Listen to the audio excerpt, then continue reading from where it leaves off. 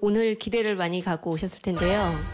제가 현업에서 학생들 가르치면서 그리고 일반 직장인들 가르치면서 실제적인 사례 위주로 오늘 설명드리려고 합니다. 최근 채용 동향을 좀 말씀드리려고 하는데 아마 들어보신 것도 있고 처음 듣는 것도 아마 있으실 거예요. 근데 올해 작년까지 뭐 다른 것들 다 있었고 올해 새로 들어간 게 이생망이래요. 혹시 아세요? 네, 이번 생에는 망했다. 네. 다시 태어나지 않으면 안 된다. 취업에서 이런 슬픈 얘기가 또 돌죠. 그리고 또 하나 부장 인턴 들어보셨어요? 저는 부장 인턴이 뭔가 했더니 제가 많이 취업시킨 아이들이 대부분이 부장 인턴이더라고요. 그 얘기는 뭐냐면 장기 인턴을 얘기하는 거거든요. 그래서 부장급만큼이나 일을 잘하는 인턴.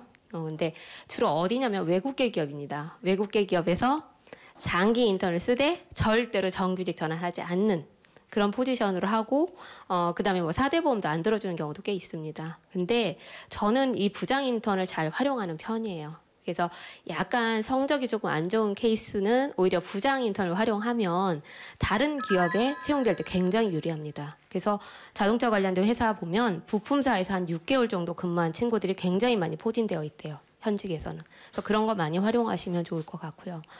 그다음에 최근에 채용 트렌드입니다. 그래서 여기서 제가 가장 관심 있게 보는 게 스위치형 인재. 여러분 스위치 하면 어떤 느낌이세요? 빠르죠, 그렇죠? 딱 누르면 불이 확 들어오고, 그렇죠? 빠르죠. 그리고 또 스위치의 의미는 또 바뀐다라는 의미도 있잖아요. 근데 이 두 가지가 다 요즘 트렌드인 것 같습니다.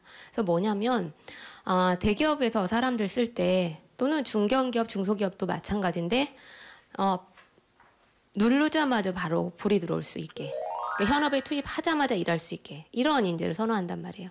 그러다 보니까 어떠냐면 뭐 일을 미리 배워오거나 미리 한번 해본 경험이 있거나 아니면 그와 관련된 교육을 받아오거나 그래서 요즘 학생들이 비용이 좀 많이 드는 부분이 뭐냐면 휴학을 하고 인턴을 하거나 아니면 외부 교육을 받기 위해서 제가 알기로는 보통 한 40만 원, 50만 원 이상 되는 사교육을 받고 그렇게 지원을 하고 그리고 정 안 되면 무급 인턴이라도 하고 뭐 이렇게 많이 하거든요. 그래서 그런 인재들 좀 선호하고요. 또 하나 회사에 실제로 저희가 직무를 지원했을 때 그 직무로 배치되는 경우도 많이 있지만 그렇지 않은 경우도 되게 많이 있어서 기업에서 사람을 뽑을 때 뭐냐면 뭐 양수겹장 뭐 이런 얘기 하죠. 어떤 일을 시켜도 가능할 것 같은 그 기본적인 베이스가 있는 인재를 좀 선호하는 경향이 좀 있습니다. 그래서 실제로 A로 뽑아놨다가 막상 저희가 한 1년차, 2년차 된 친구들 멘토링 하느라고 불러드리면 그 친구들 하는 얘기가 저 처음에 생각했던 그 업무 하고 있지 않고요. 제가 지금 이렇게 발령 나서 이 일하고 있습니다. 그래서 설계팀으로 처음에 들어갔는데 나중에 원가팀에서 일하고 있거나 뭐 이런 경우가 많이 있어요. 근데 전혀 생뚱맞은 부서가 아니라 이 친구가 갖고 있는 기초 역량에 기반해서 발령을 내버리더라고요. 그래서 그런 경우가 많이 있다는 거 아시면 될 것 같고요. 2017년 좀 트렌드를 조금 더 깊게 들어가 보겠습니다. 그래서 인사팀에다 물어봤어요. 올해 트렌드가 어떨 것 같냐 그랬더니 작년보다 더 직무 중심, 역량 중심으로 갈 거다. 그리고 평가에서 이 부분이 더 강화될 것이다. 그래서 일단 우리가 머릿속에 그려지는 거는 인적성 검사가 조금 더 직무 중심으로 좀 세팅이 더 되고 그다음에 평가에서 뭔가 포션이 더 클 거다라는 생각이 또 들고요. 또 하나는 면접에서 직무 중심의 질문이 상당히 많이 늘어날 것이다.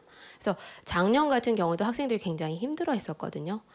갔더니 뭐 예전에는 전공 기초만 알면 됐는데 요즘은 뭐냐면 네가 하고자 하는 또는 네가 할 거라고 예상되는 그 직무에 대해서 한번 말로 표현해봐라. 시간 제한 안 준다. 이렇게 얘기하니까 옆에 한 3명이서 면접 보는데 오래 얘기하는 아이가 이길 가능성이 높죠. 그런데 정말 혀를 내두를 정도로 잘하는 친구들이 많이 있더라. 이 얘기를 학생들이 갔다 와서 또 하기도 해요. 그렇기 때문에 올해는 이 부분이 더 강화되면 강화됐지 약화되지는 않을 것이다. 그리고 심지어는 뭐냐면 네가 하고자 하는 일에 대해서 너 나름의 정의를 한번 해봐라. 그러니까 우리가 흔히 말하는 어떤 직무는 뭐뭐뭐뭐를 하는 일이다라는 사전적인 정의가 아니라 몸에 체화된 조작적 정의를 한번 해봐라까지 가거든요. 그래서 제가 뭐 나중에 입사 지원서 쓰거나 할 때 저는 그 부분을 학생들한테 많이 강조하는 편이에요. 근데 그런 것까지도 좀 고려를 해서 여러분이 자기소개서 적으시거나 할 때 그 내가 하고자 하는 일에 대한 정의를 한번 새로 매겨보는 것도 저는 좋은 방법이라고 생각합니다.